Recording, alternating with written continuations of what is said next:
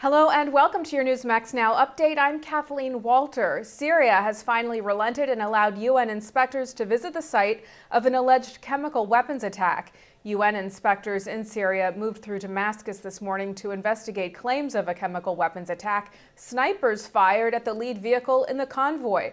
More than 300 people died last week when rockets armed with what appeared to be a toxic gas struck a rebel-held area of the capital city. Here in the U.S., Senator John McCain and other lawmakers are calling for the U.S. military to intervene. If the United States stands by and doesn't take very serious action, not just launching some cruise missiles, then again, our credibility in the world is diminished even more, if there's any left.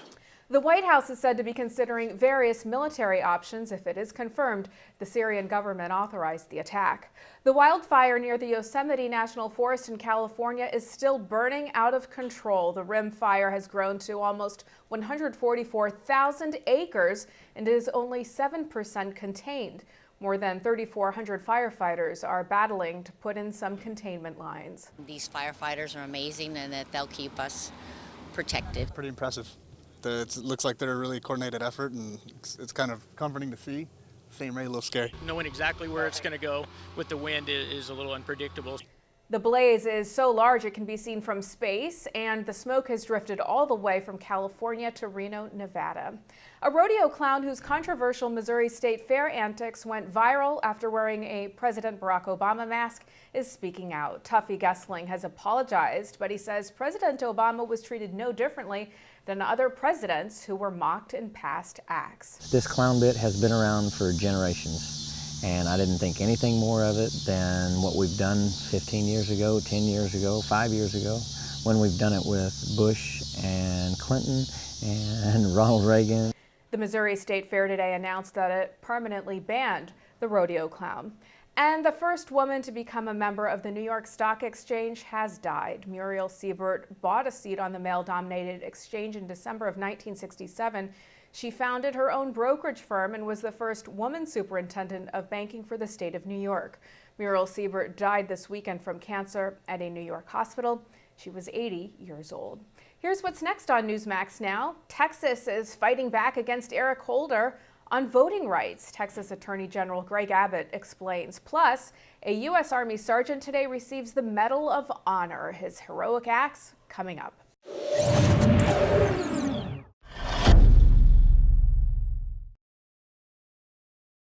If you need to lose weight and would like to get paid for it, that's right, I said get paid to lose weight. Just listen to the following announcement. The makers of GCE Green Coffee Bean Weight Loss are looking for real testimonials from real people and will pay you per pound to meet or exceed your weight loss goal. Until now, the secrets of green coffee's fat-burning power has been limited, but thanks to Dr. Oz, the secret is out. And now, this authentic green coffee bean fat burner is available in easy-to-take tablets. There are no expensive meals to buy or strenuous workouts. Simply take one tablet before each meal and record your progress. Only the first 200 callers are guaranteed to be accepted into the program. So if you're serious about losing extra weight and want to earn extra cash for fitting into your skinny jeans again, call 800-383-9230 now. Call 800-383-9230. 800-383-9230. Space is limited, so hurry and secure your spot today. 800-383-9230. Some conditions apply. 800-383-9230. 800-383-9230.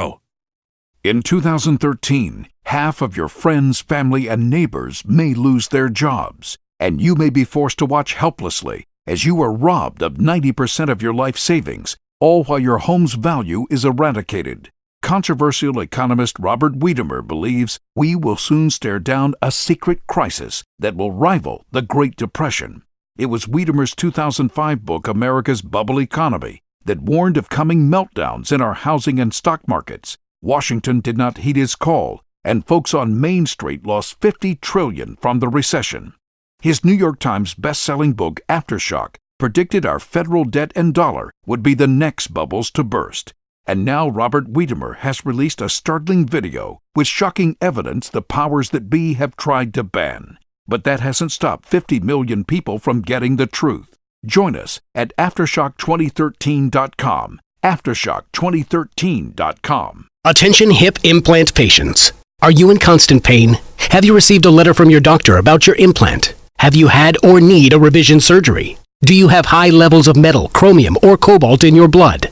Over 90,000 hip implant devices have been recalled due to defects and failures resulting in revision or replacement surgery. If you have a recalled hip implant, you may be entitled to substantial financial compensation. Call 800-460-0920 to see if your implant is affected by the recalls. If you or a loved one has a defective or recalled hip implant, you may be entitled to substantial financial compensation. Call 800-460-0920. That's 800-460-0920.